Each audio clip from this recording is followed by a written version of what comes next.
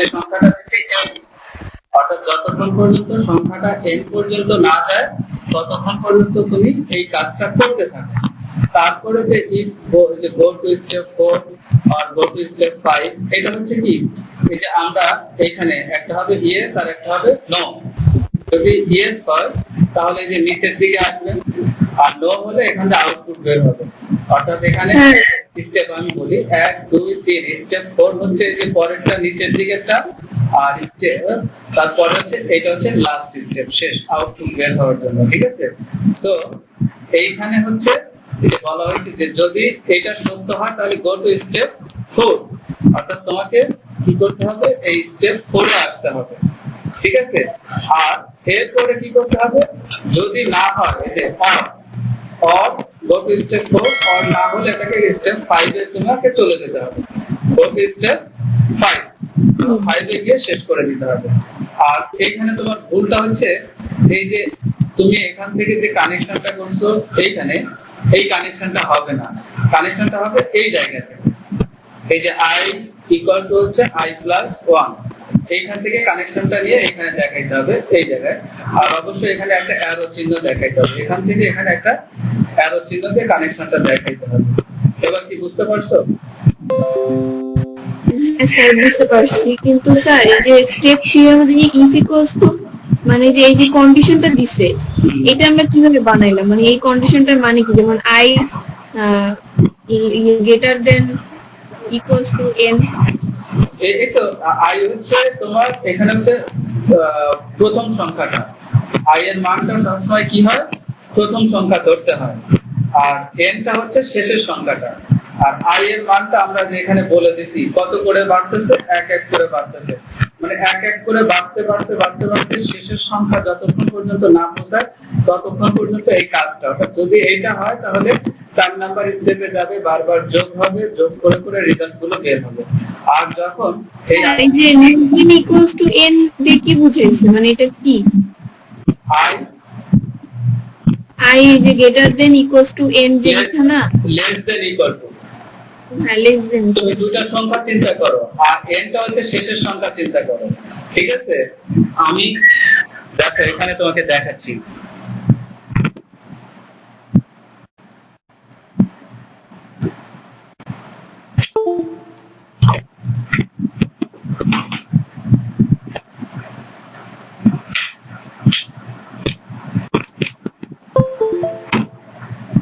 ধরো তোমার এইখানে একটা তোমার ধারা আছে 2 4 3 5 এই পর্যন্ত একটা ধারা দেওয়া আছে। তো এইটা হলো i, তুমি এখানে খেয়াল করো, এটা হচ্ছে তোমার i আর এইটা হচ্ছে তোমার n। ঠিক আছে, আর এই i টা কি হচ্ছে দেখো, খেয়াল করে দেখো i কি হচ্ছে, i হচ্ছে এরকম i প্লাস 1, i এর মানটা হচ্ছে এক এক করে বাড়তেছে। তার মানে i এর মানটা যদি প্রথম সংখ্যা, প্রথম i এর মান হচ্ছে প্রথম মানটা কত, 1, তারপরে দ্বিতীয় মানটা যদি i এর সাথে আবার 1 যোগ করি 2 হবে। অর্থাৎ এইখানে খেয়াল করে দেখো এই ধারাটা এরকম 1 1 প্লাস 1, তারপরে প্লাস তোমার এই 1 প্লাস 1 কত হয় 2, তার মানে 2 প্লাস 1 এরকম। তারপরেরটা কত দেখো, এটা হচ্ছে যোগ করলে 3 হয়, 3 প্লাস 1, তারপরে যোগ করলে কত হয় 4 প্লাস 1। এইভাবে এই যে ধারাটা, এই ধারাটা এটা হচ্ছে প্রথম, এটা হচ্ছে দ্বিতীয়, এটা হচ্ছে তৃতীয়, এটা হচ্ছে চতুর্থ, আর এটা হচ্ছে লাস্ট হচ্ছে পঞ্চম। তো i এর মানটা এখানে কত করে বাড়তেছে, 1 করে বাড়তেছে। এখন এই হ্যাঁ 1 করে বাড়তে বাড়তে ও কত দূর পর্যন্ত যাবে সেটাই তোমার এই অ্যালগরিদমের মধ্যে তোমার এখানে তুমি বলছো যে 1 করে বাড়তে বাড়তে তাকে কত দূর পর্যন্ত যেতে হবে, n পর্যন্ত। তোমার এই আচ্ছা এই n টা কত, তোমার n টা হচ্ছে যে 5। ঠিক আছে, যখন 5 থেকে বড় হয়ে যাবে তখন এই ঘটনাটা মিথ্যা হয়ে যাবে, ফলস হয়ে যাবে। ফলস হয়ে গেলে তোমাকে স্টেপ 5 এ গিয়ে শেষ করতে হবে। তখন তোমার স্টেপ যদি এইটা ইকুয়ালস টু হয় তাহলে স্টেপ 4 এ যাব। হ্যাঁ 4 এ যাব। 4 এ মানে হচ্ছে এই যে দেখো এখানে গিয়ে যে যোগ হচ্ছে s s plus 1, S plus I, এই যে এস প্লাস 1 বুঝলাম না মানে। এস প্লাস আই, আই মানে হচ্ছে যে এক এক করে বারে বারে যোগ হচ্ছে। হ্যাঁ স্যার, এস মানে কি? এস মানে হচ্ছে যোগ। তোমার একটা যোগফল করে তুমি কোথায় রাখতেছো? আমরা সি প্রোগ্রামে যোগ করে কোথায় রাখি? এস এর মধ্যে রাখছি না?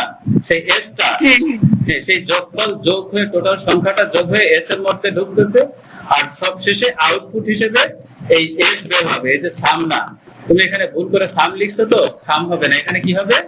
আউটপুট হচ্ছে এস। এই এসটা তোমার বের হবে, বুঝছো? এসটা সাম না। আমরা উপরে যা লিখবো নিচেও তাই লিখবো, দুটা জিনিস একই বুঝাইলেও দুই রকম করে লিখবো না, ঠিক আছে? অর্থাৎ আমরা লেখার ক্ষেত্রে সবসময় একই রকম করে লিখবো। তাহলে স্যার এস মানে কি সাম স্যার? হ্যাঁ, এস মানে হচ্ছে সাম, ঠিক আছে? এস দিয়ে সামটাকেই বোঝানো হয়। স্যার যে S equals to S plus I comma দিয়ে যে I equals to I plus 1 লিখছে, এটা কি ঠিক আছে? এই দুইটা কি এক লাইনে হবে? হ্যাঁ, এক লাইনে লেখা যায়, ঠিক আছে? হ্যাঁ,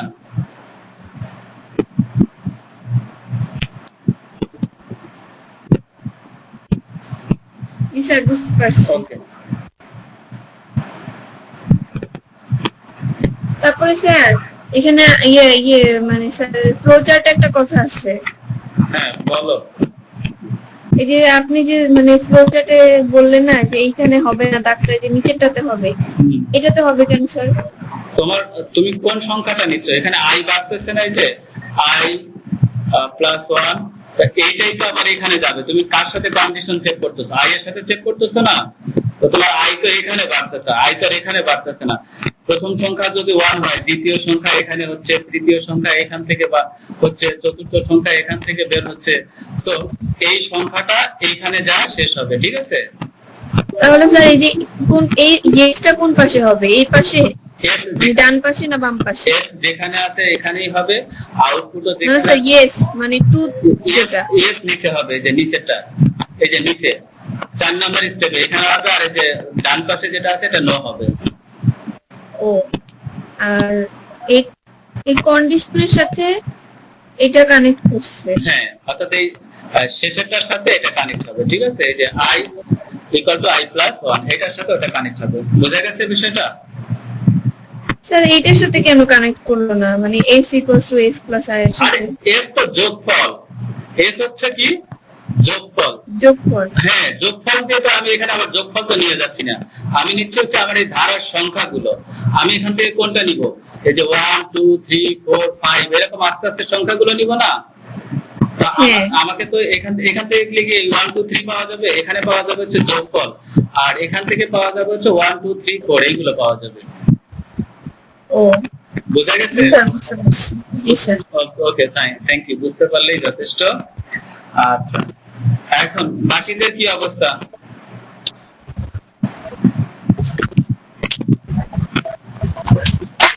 কথা বলতে হবে, বাকিদের কি অবস্থা? স্যার ভালো। আচ্ছা, পরীক্ষায় কত পাইছো?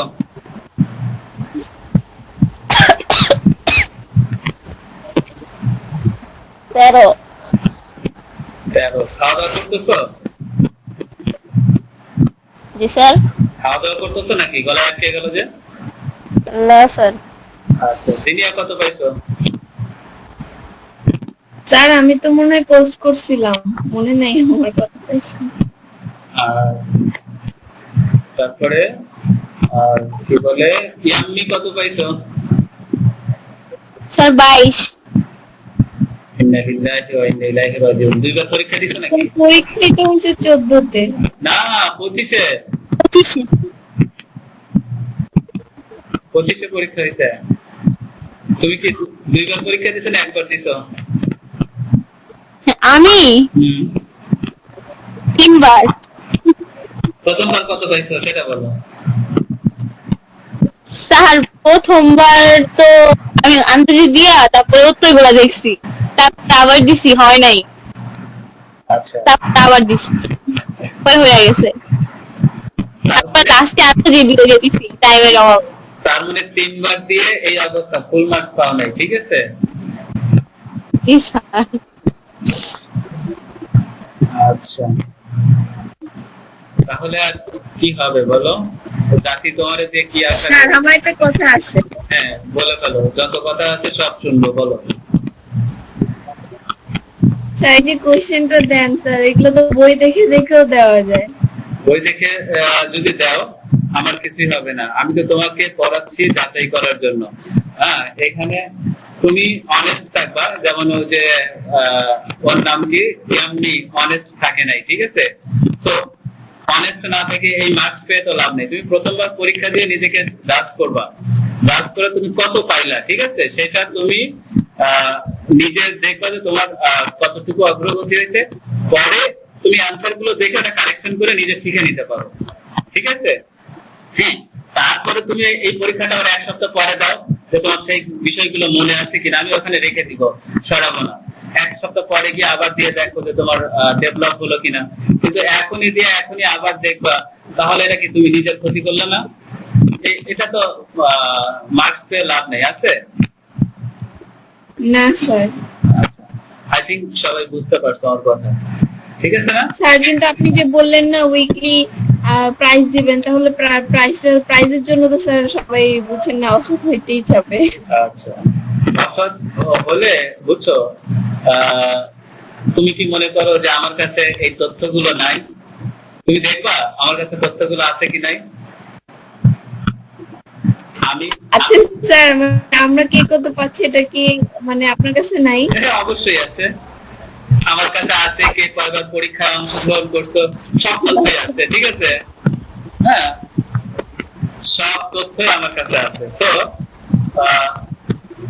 এই যে দেখো, ঠিক আছে, আমি দেখাচ্ছি। স্যার আমি 14তে দিলাম কিভাবে তাহলে এক্সাম? তুমি প্রশ্ন সাবমিট করার আগেই দিছো, ঠিক আছে?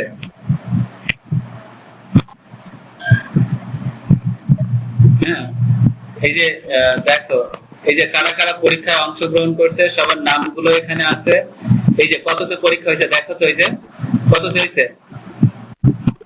দেখা যায়, এই যে 25 দেখছো? স্যার আমি 25 এ দেই নাই। 25 মার্কস ছিল, তুমি বাকিগুলো হয়তো দেখতে পারো নাই, ঠিক আছে? সেই এক্সামই তো হলো মাত্র দুইটা না, একটা 10 মার্কের ছিল আর একটা যে 25 মার্কের। হ্যাঁ, হ্যাঁ কিন্তু স্যার আমি একটা তো আগে দিলাম 10 মার্কের, আর এখন এটা যেটা দিছে ওটা 14 মার্কের কোশ্চেন করছি। ওইটা তুমি কবে দিছো পরীক্ষা? স্যার একদম আপনি যখন মানে দেখলাম যে আমি কোশ্চেন দিছেন না, ওই তখনই একদম দিছি। আচ্ছা, আমি প্রশ্ন অ্যাসাইন করছিলাম 14টা, প্রথমে লিখছিলাম, লিখে কম্পিউটার থেকে বের হয়ে গেছিলাম, অ্যাসাইন করছিলাম না, তখন হয়তো দিছো। তুমি পরীক্ষাটা আবার দিয়ে দিও, ঠিক আছে? আচ্ছা ঠিক আছে স্যার, আমি তো 14টা পাই, 14 এর মধ্যে স্যার 8 পাইছি। আচ্ছা ঠিক আছে, ওটা আবার দিয়ে দিও, মডেল কোশ্চেন। আচ্ছা স্যার এখানে দুই তিনটা কোশ্চেন আছে। আচ্ছা, স্যার আমি যে একবার দিছি এটা কি লেখা উঠছে? আছে, লেখা আছে এখানে। আচ্ছা, এটা নিয়ে সময় এখন টাচ করতে চাচ্ছি না, আমরা বের হয়ে আমাদের ক্লাসে যাই। এতে কি প্রশ্ন ছিল?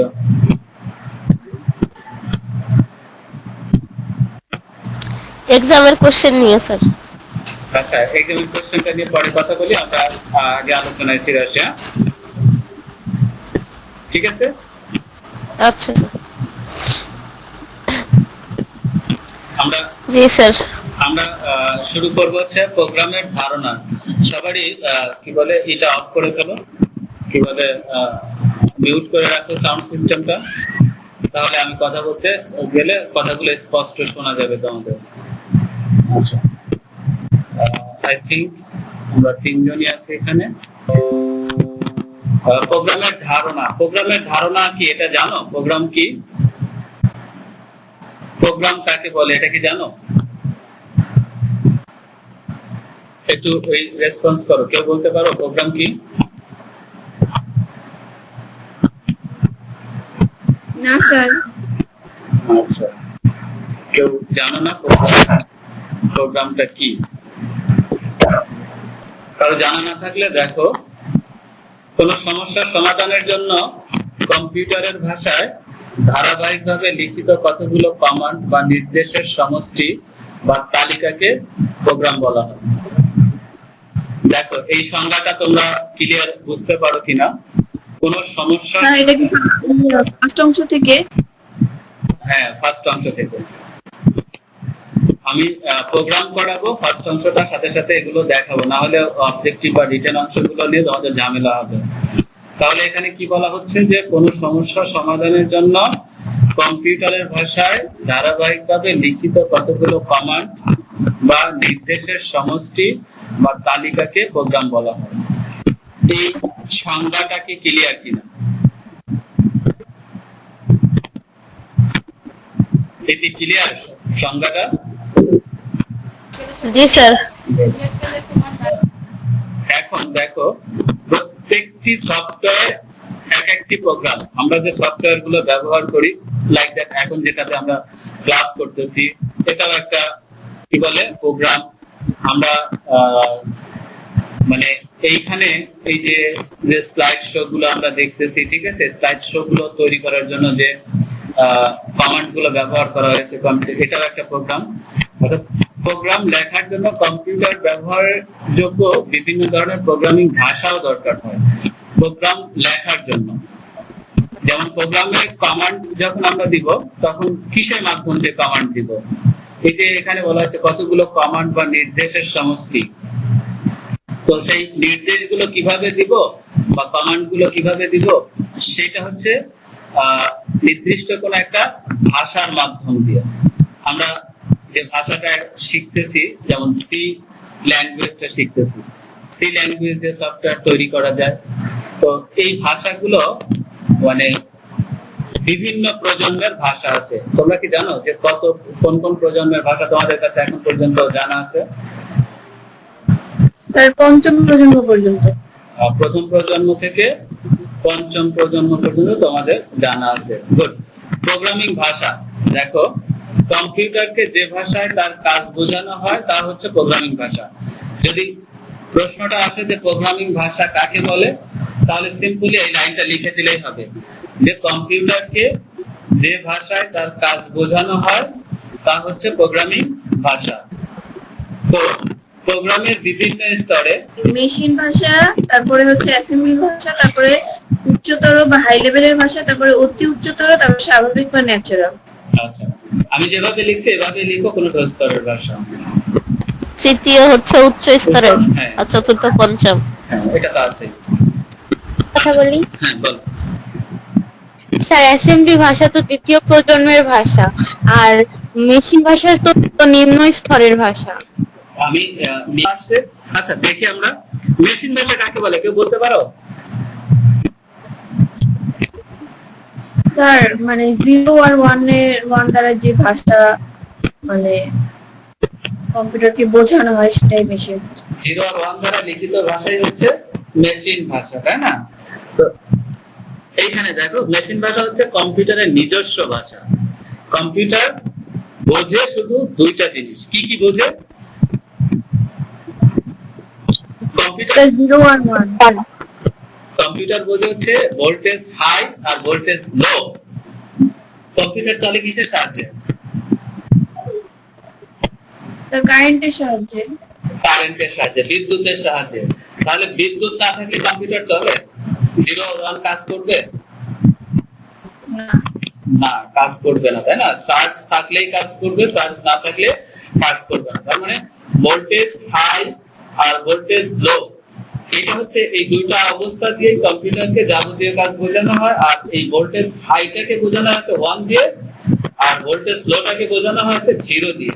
অর্থাৎ কোনো কাজ যখন 0 আর 1 দিয়ে বোঝানো হয় তখন আমরা এই যে এইখানে খেয়াল করে দেখো, আমরা সংকেত কত প্রকার এটা জানো?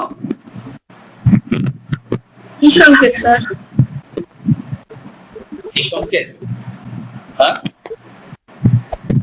মানে আমরা যে তরঙ্গ বলি না, তরঙ্গ দুই প্রকার। কি কি? Digital, analogue. ডিজিটাল তরঙ্গ আর অ্যানালগ তরঙ্গ। অ্যানালগটা কি এইভাবে যায়? জি স্যার। এইভাবে? হ্যাঁ। ঠিক না? এটা কি অ্যানালগ। আর ডিজিটালটা কিভাবে যায়? এইভাবে।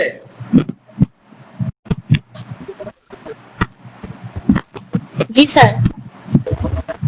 আচ্ছা, যদি এইভাবে যায়, এটা হচ্ছে লো, এটা হচ্ছে লো, আর এটা হচ্ছে হাই।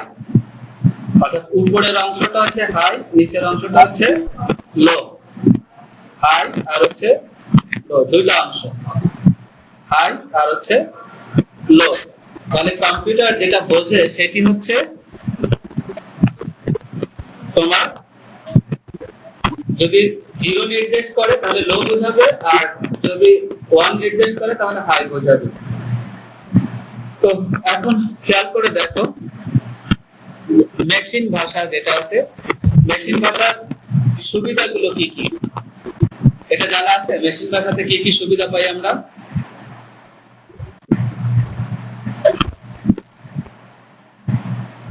যেহেতু কম্পিউটার শুধুমাত্র বাইনারি ভাষা বোঝে, বাইনারি নির্দেশ সরাসরি নির্বাহ করতে পারে, সেজন্য মেশিন ভাষায় রচিত প্রোগ্রাম নির্বাহ সর্বাপেক্ষা দ্রুত হয়। এখানে প্রথম সুবিধাটা যেটা বলছে সেটি হচ্ছে যে কম্পিউটার বাইনারি ভাষা মানে 0 আর 1 দিয়ে তৈরি করা ভাষা। আর বাইনারি ভাষা কম্পিউটার, অর্থাৎ বাইনারি ভাষা দিয়ে যদি কম্পিউটারে কোনো প্রোগ্রাম রচনা করা হয় তাহলে সেই প্রোগ্রামটা অন্য যে কোনো ভাষার থেকে খুব দ্রুত এটা কি করবে, কাজ করবে। দ্বিতীয় হচ্ছে সরাসরি বাইনারিতে লিখিত ভাষা হয়, মেশিন ভাষায় রচিত প্রোগ্রামের জন্য কোনরূপ পৃথক অনুবাদক অর্থাৎ কম্পাইলার বা ইন্টারপ্রিটারের দরকার হয় না। আমরা অন্যান্য ভাষা দিয়ে যদি প্রোগ্রাম লিখি তাহলে সেই ক্ষেত্রে ওই ভাষাটাকে, যেমন সি ভাষায় আমরা যখন প্রোগ্রাম লিখি তখন এই ভাষাটা কম্পাইল করবে অথবা ইন্টারপ্রিটার করে মেশিন ভাষায় রূপান্তর করবে।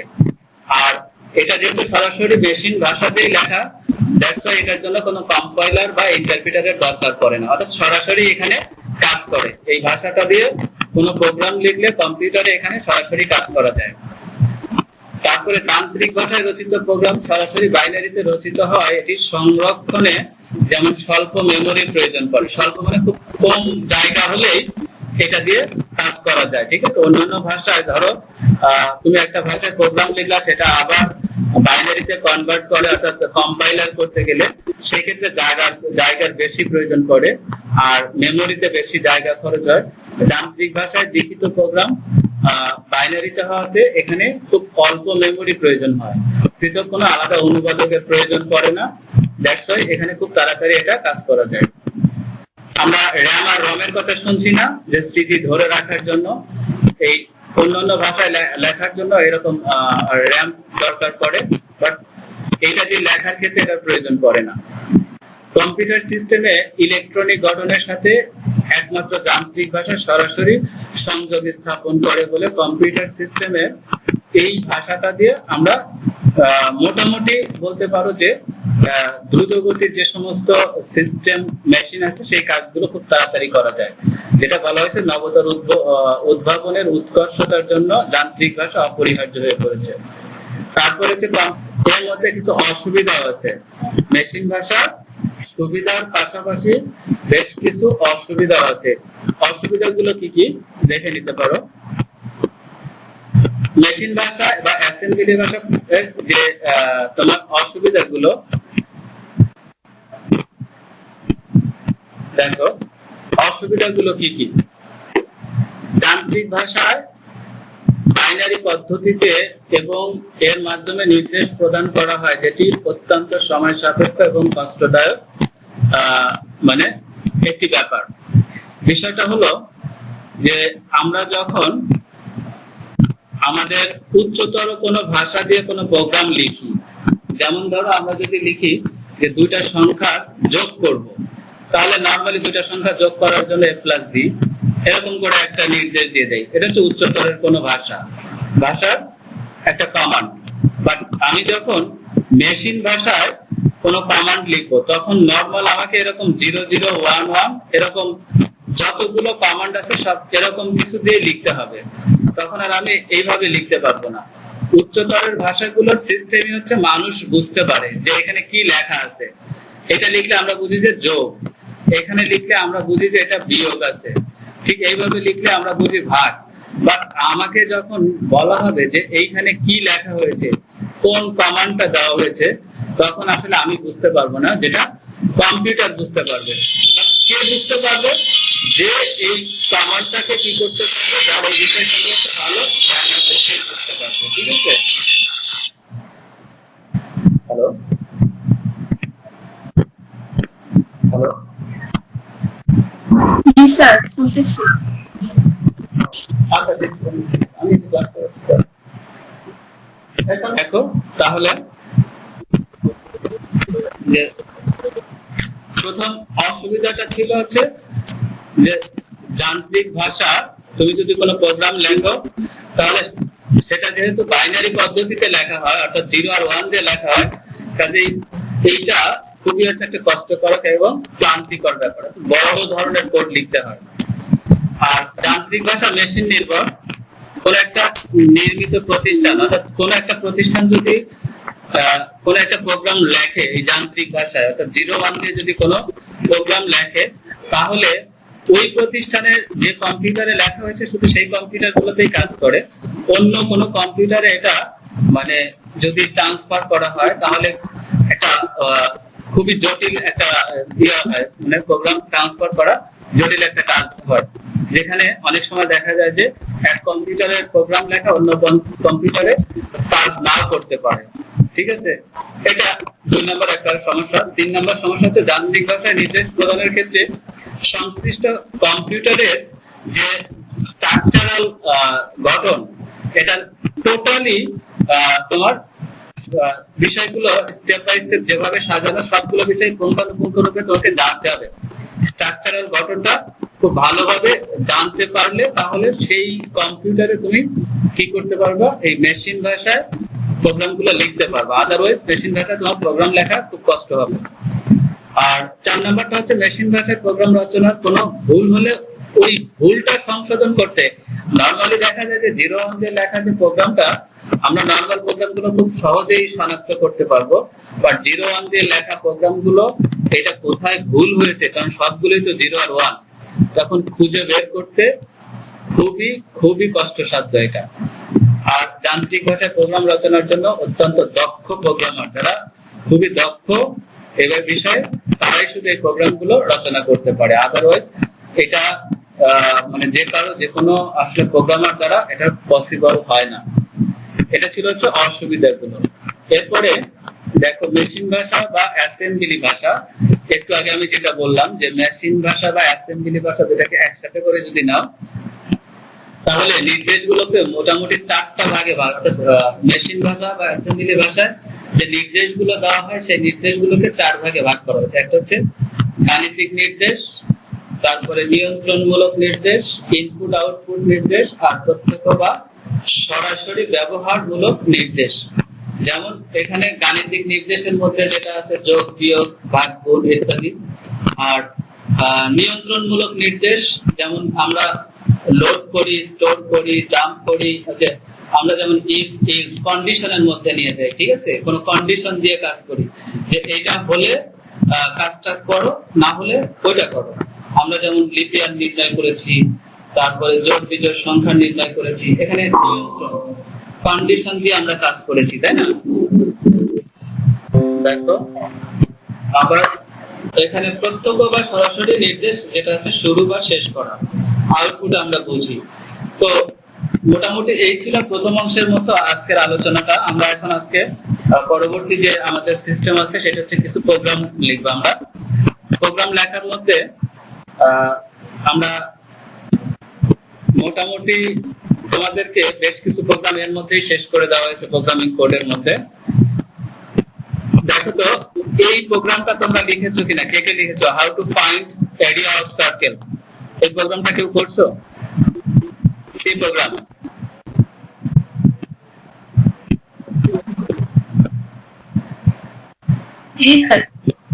সি প্রোগ্রামের মধ্যে বৃত্তের ক্ষেত্রে কিন্তু স্যার যে main.h তো লিখি নাই।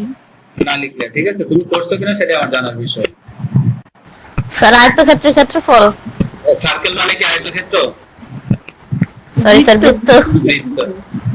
আচ্ছা, এটা এটা কি করা? করছিলাম তো স্যার। আচ্ছা, পারা যাবে? স্যার গেট লিখছেন যে এগুলো তো কি নাই। আচ্ছা, এটা গেটস কি তোমাকে তুইরা দিচ্ছে তাই না? গেটস না লিখলেও তোমার কাজ করবে। তুমি কি করবা, বৃত্তের ক্ষেত্রফলের জন্য এখানে ফার্স্ট হচ্ছে কি করতে হবে, hash include stdio dot H, তারপরে মেইন সেকেন্ড ব্র্যাকেট।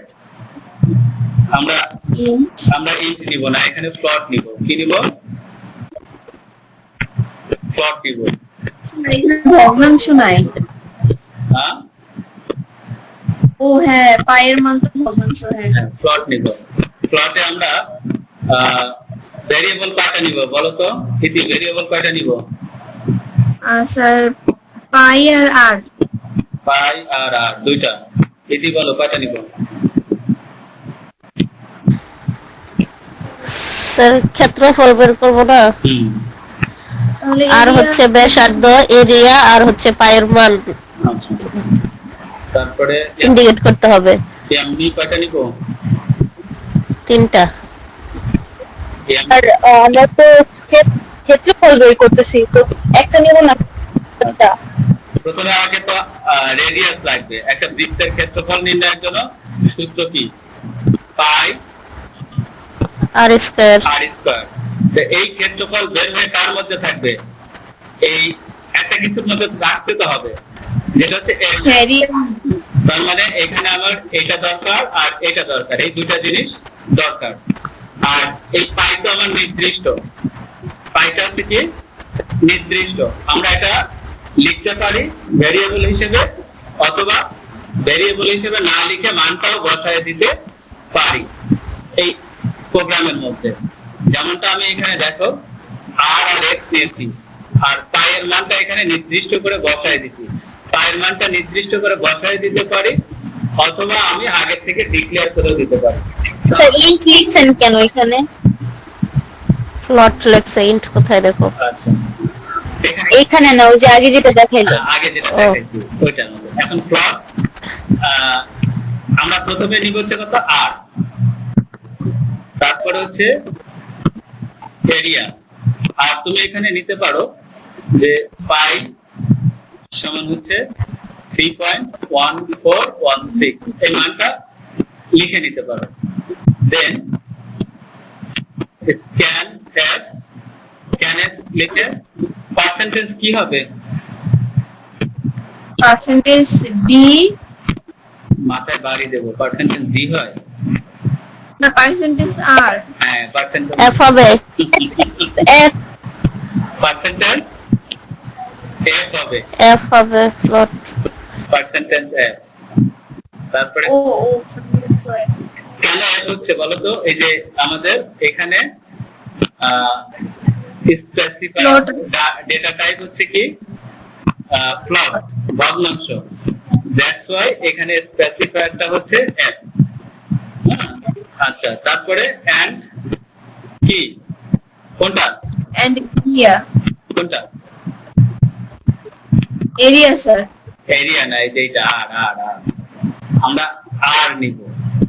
কি নিব? কেন? কেন স্যার? ও হ্যাঁ, নিতেছি তো। আর এর মান দেখাতে হবে না, এরিয়া তো আমরা বের করব ফলাফল, তো আর তো নিব না। আমরা বের করব এটা, এটা বের করব, আর এটা আমাদের মান ইনপুট দিতে হবে। স্ক্যান দিয়ে কে ইনপুট না, স্ক্যান স্ক্যানএফ হচ্ছে তোমার কি ইনপুট, যেটা আমরা বাইরে থেকে দিব। বাইরে থেকে যে মানটা দিব সেটা হচ্ছে কি স্ক্যান। তাহলে আর এর মানটা আমরা দিব না, আর এর মান কত? এটা 5 6 7 কত হবে এটা কি আমরা জানি? জানি না, এটাতে দিতে হবে আর এরিয়াটা বের হবে। সো এখন আমাদের ক্ষেত্রফলের পালা, লেখার পালা। এরিয়া, এরিয়া সমান কি লিখবো? পাই এই যে এখানে পাইটাকে নির্দিষ্ট করে দিছি আমরা, পাই ইনটু আর ইনটু আর, এটা। তারপরে printf পার্সেন্টেজ f, আমাদের কি বের হবে, এরিয়া। স্যার আমার কোয়েশ্চেন আছে। হ্যাঁ, কোশ্চেন করে ফেলো। স্যার এই যে আপনি এর আগে যে ইয়েটা দেখাচ্ছিলেন ওইখানে আই এর জন্য একটা পার্সেন্টেজ দি দিছেন, তারপরে এন্ড লিখে ওখানে এন লিখছেন, আই ইনপুট তো লেখেন নাই। আবার বলো। স্যার আমি ছবি দিব? তুমি আবার বলো, আমি শুনি আগে ছবি বলো। স্যার মানে এই যে এইখানে যে ফ্লোটের পরে যে আপনি আর লিখছেন না, তারপরে স্ক্যানএফ এ পার্সেন্টেজ এফ লিখছেন, তারপরে এখানে ইনপুটটা লিখছেন, এন্ড দিয়ে ইনপুটটা লিখছেন যে আর। ঠিক আছে। তা কিন্তু এই যে এইখানে দেখলাম যে স্ক্যানএফ এ এখানে ইনপুট হচ্ছে ইনটেক্সিন, ইনপুট হচ্ছে i = 3 n আর s। কোন প্রোগ্রামে? স্যার এই যে 1 প্লাস না 3 প্লাস 7 প্লাস 11, ওটা তো আলাদা, ওটা তো লুপ। এখানে তো লুপ কাজ করতেছে না, তো ওটা সরাসরি একটা মান দিয়ে ক্ষেত্রফল বের করে ফেলা হচ্ছে, আর ওখানে লুপ হিসেবে। স্যার এখানে বুঝছি স্যার, কিন্তু এই যে মানে এই জায়গাটা তো সেম থাকবে, মানে এখানে i n s হচ্ছে ইনপুট, তাহলে স্ক্যানএফ এর ক্ষেত্রে পার্সেন্টেজ ডি, তাহলে এন্ড হবে আই হবে না, তাহলে এন্ডটা এখানে আর হবে, এখানে আই কেন হবে? এখানে যা আর, ওইখানে আই হবে হচ্ছে। স্যার ওইটার ক্ষেত্রে তো আই স্যার হবে। হ্যাঁ বলো। স্যার আমি বলি একটু। হ্যাঁ স্যার ও বলতে চাইতেছে যে আপনি বলছেন না আর ধারে আমরা মান নিতেছি, তারপরে আমরা ওটা অ্যাপ্লাই করব পরে এরিয়াতে। ও বলতে চাইতেছে যে আগে যে আমরা করলাম আই এন আর এস, ওই আইটাতে তো মান ছিল, আমরা তাহলে ওইখানে এন্ড এর জায়গায় আই কেন লিখলাম না? কারণ আই এর মান নিয়ে তো আমরা পরে মান বের করতাম। আমরা তো আই এর মান নেই নাই, আই এর মান তো নির্দিষ্ট করে দেখেন। পাই এর মান যেমন আমি নেই নাই, পাই এর মান তো এখানে নির্দিষ্ট করে দিছি না, যে পাই এর মান, পাইটাকে আমি এখানে নিছি, তো আই এর মানও তো ওখানে নির্দিষ্ট 1 থেকে শুরু, ওটা বলেই দিছি। আর শেষের মানটা হচ্ছে এন, এনটা হচ্ছে শেষে কত দেবে সেটা ইউজার বলে দেবে, যে এন 10 দেবে 20 দেবে না। তার মানে পার্সেন্টেজ ডিটা এন এর জন্য নিছেন, পার্সেন্টেজ ডি দিছি হচ্ছে ইন্ট এর জন্য, ইন্ট হচ্ছে পূর্ণ সংখ্যা, এই জন্য পার্সেন্টেজ ডি। এখানে ফ্লট হচ্ছে ভগ্নাংশ, ভগ্নাংশ হলে পার্সেন্টেজ এফ হয়। স্যার বুঝতে পারছেন? ইন্ট হলে পার্সেন্টেজ ডি হয়। তুমি সবসময় সবাই এটা মনে রাখার চেষ্টা করো যে ইন্ট যদি ব্যবহার করি তাহলে আমাদের ব্যবহার করতে হবে পার্সেন্টেজ ডি, আমরা যদি ফ্লট ব্যবহার করি তাহলে আমাদের ব্যবহার করতে হবে পার্সেন্টেজ এফ। ফ্লট থাকলে এফ আর ইন্ট থাকলে ডি। বিষয়টা কি বোঝা গেছে? স্যার এটা বুঝতে পারছি, কিন্তু আমি বলছি ইনপুট যেই কয়টা হবে পার্সেন্টেজ এফ কি সেই কয়টা হবে না? হ্যাঁ হ্যাঁ, ইনপুট যতগুলো পার্সেন্টেজ এফ ততগুলো। আমার ইনপুট তো এখানে একটা, তাই না? এখানে শুধু ইনপুট হচ্ছে আর, যার কারণে পার্সেন্টেজ এফ। এই ইনপুট যদি আরো 2-3টা হতো তাহলে আমরা আরো 2-3টা ব্যবহার করতাম। এবার ক্লিয়ার? স্যার আমরা যদি পায়ের মান না জানতাম তাহলে আমরা আরেকটা ইনপুট নিতাম। রাইট, পায়ের মান যদি আমি না জানতাম এখানে, তাহলে আমি আরেকটা ইনপুট নিয়ে আমরা কাজটা করতাম। ঠিক আছে? আচ্ছা, এইখানে খেয়াল করে দেখো যে এই প্রোগ্রামটা তোমরা বুঝতে পারছো কিনা? জি স্যার বুঝতে পারছি। আচ্ছা গুড। এখন এই প্রোগ্রামটা অন্যভাবে থাকতে পারে।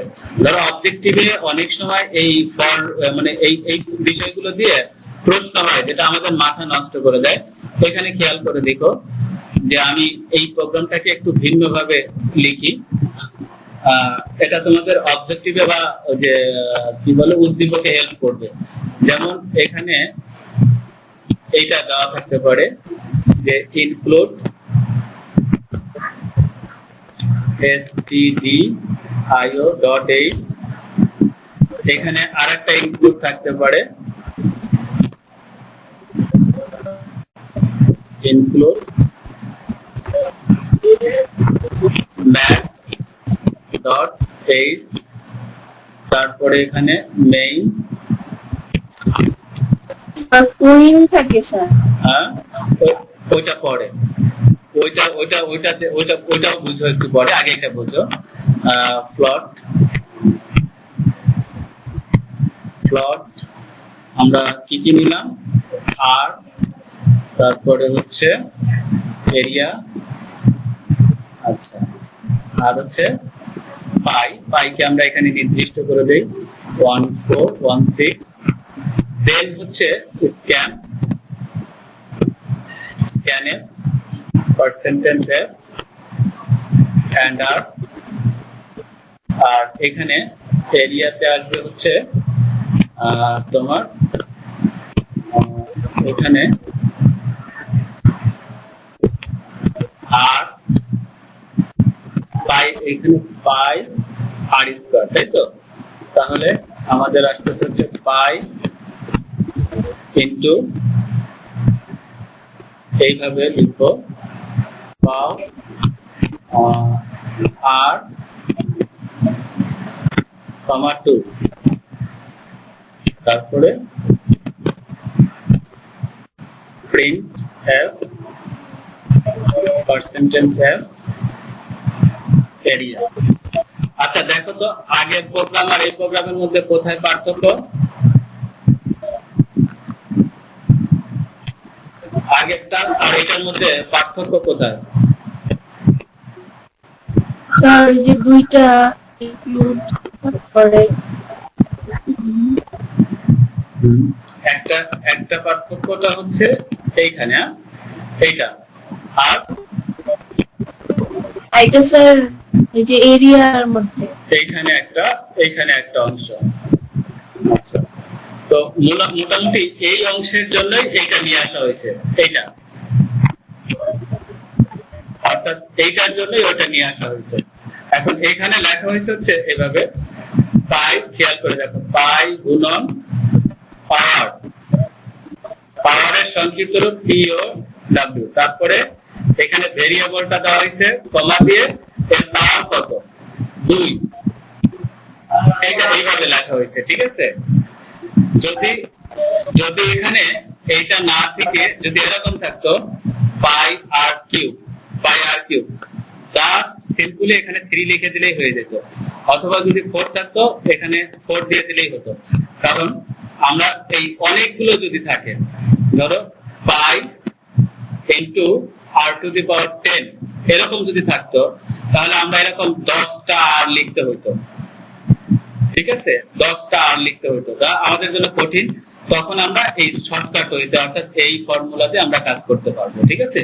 আর যখনই আমরা এই পাওয়ার লিখবো, তখন অবশ্যই এই লাইনটা আমাদেরকে অ্যাড করে দিতে হবে, অর্থাৎ এই লাইনটা যদি আমরা অ্যাড না করি তাহলে কিন্তু আমরা এই লাইনটা লিখতে পারবো না, অর্থাৎ এই ফাংশনটা আমরা পাওয়ার ফাংশনটা লিখতে পারবো না।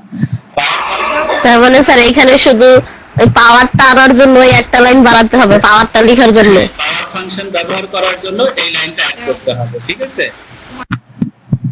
বিষয়টা ক্লিয়ার হয়েছে? আর যদি তোমরা এইখানে আরেকটা জিনিস খেয়াল করে দেখো, তাহলে ক্লিয়ার হয়ে যাবে। আরেকটা জিনিস জিনিয়া যেটা বললে একটু আগে, যে হ্যাশ ইনক্লুড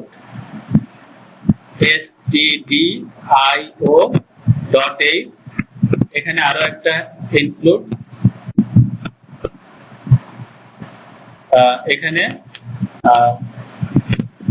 phone.h, তারপরে মেইন, আমরা এখানে লিখতেই পারি আরো একটা ইনক্লুড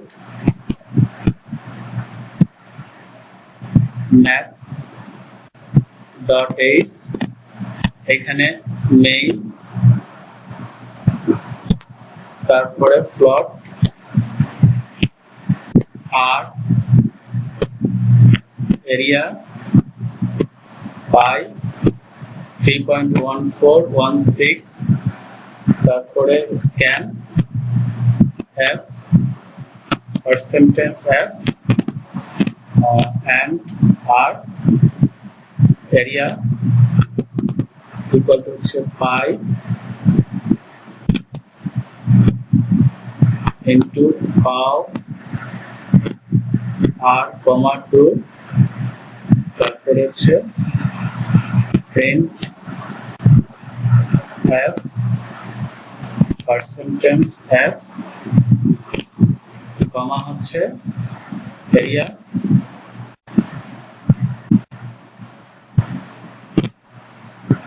তারপরে এখানে cs এই হচ্ছে এখনকার প্রোগ্রাম। দেখো এখানে এখানে এইটার জন্য এইটা গেটস আর এইটার জন্য এইটা, আর আমরা এই লাইনটার জন্য এতটুকু বাড়াই, বাকিগুলো সব একই রকম। এখন বলো একটা প্রোগ্রাম তিন ভাবে তোমাদেরকে উপস্থাপন করা হয়েছে, কারো কোনো কোশ্চেন থাকলে বলো।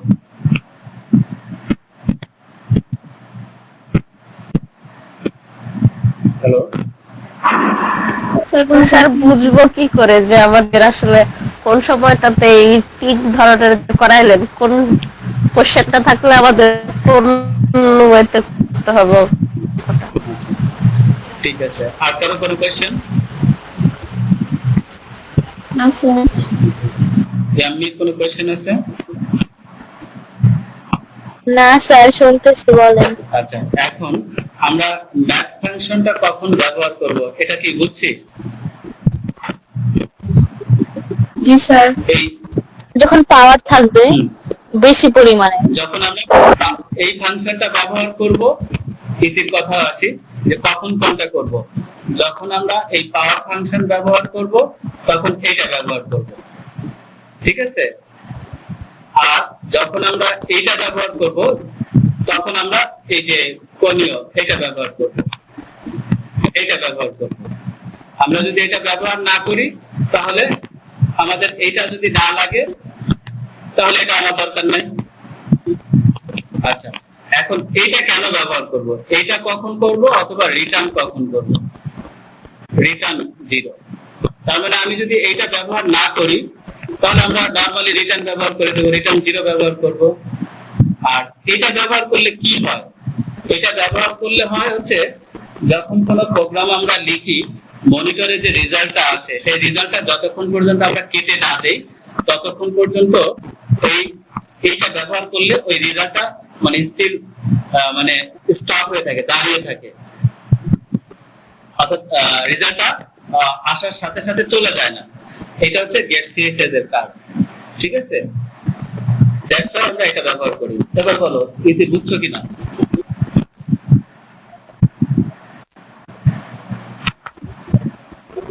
জি স্যার। এখন আরেকটা স্লাইডে যাই, দেখি আমাদের পরের প্রোগ্রামটা। ট্রায়াঙ্গেল, ট্রায়াঙ্গেল মানে এরিয়া নির্ণয় করা। দেখো how to find the area of triangle. এটা কি পারি? জি স্যার। ত্রিভুজের ক্ষেত্রফল নির্ণয়, তাই না?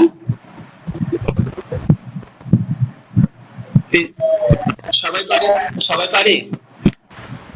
জি স্যার। গুড। আচ্ছা, ত্রিভুজের ক্ষেত্রফল দুইটা আছে, এখানে আমি একটা লিখছি, দুইটা। খেয়াল করে দেখো, একটা ক্ষেত্রফল হচ্ছে এরিয়া হিসেবে আমরা একটা ব্যবহার করি হচ্ছে root over s s minus a s minus b আর s মাইনাস c। আর আরেকটা হচ্ছে এটা যে হাফ ইনটু ভূমি ইনটু উচ্চতা। আমরা মনে হয় দুইটাই পারি, তাই না? স্যার। আচ্ছা, গুড। দুইটাই যদি পারি তাহলে প্রবলেম নেই। এরপরে আসো,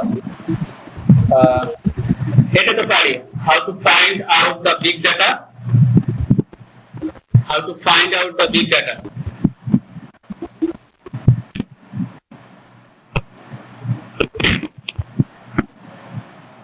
পারবো কিনা? স্যার পারবো। সবাই পারবো? Positive number. How to find the positive number?